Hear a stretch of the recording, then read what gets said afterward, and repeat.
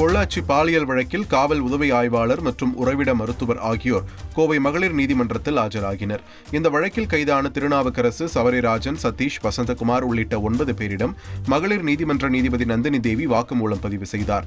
அதன் தொடர்ச்சியாக எதிர்த்தரப்பு சாட்சி விசாரணைக்காக பொள்ளாச்சி கிழக்கு காவல் நிலைய காவல் உதவி ஆய்வாளர் கௌதம், பொள்ளாச்சி அரசு மருத்துவமனை உறைவிட மருத்துவர் ராஜா ஆகியோர் நீதிமன்றத்தில் ஆஜராகினர். இருவரிடமும் எதிர்த்தரப்பு வழக்கறிஞர் குறுக்கு விசாரணை நடத்தினார். வழக்கு விசாரணை புதன்கிழமையும் தொடரும் என்று நீதிபதி உத்தரவு பிறப்பித்தார். ஈரோடு மாவட்டம் தாளவாடி மலைப்பகுதியில் பாட்டி பேரன் இரட்டை கொலை வழக்கில் பொக்லைன் டிரைவர் மற்றும் கள்ளக்காதலி கைது செய்யப்பட்டுள்ளனர். மூதாட்டி சிக்கம்மா மற்றும் அவரது பேரன் ராகவன் ஆகிய இருவரும் சுத்தியலால் அடித்துக் கொல்லப்பட்டனர்.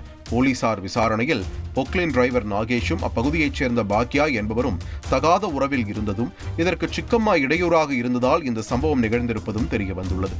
இதனையடுத்து சம்பவத்தில் தொடர்புடைய இருவரையும் போலீசார் கைது செய்தனர். செய்திகளை உடனுக்குடன் தெரிந்து கொள்ள உடனே சப்ஸ்கிரைப் பண்ணுங்க.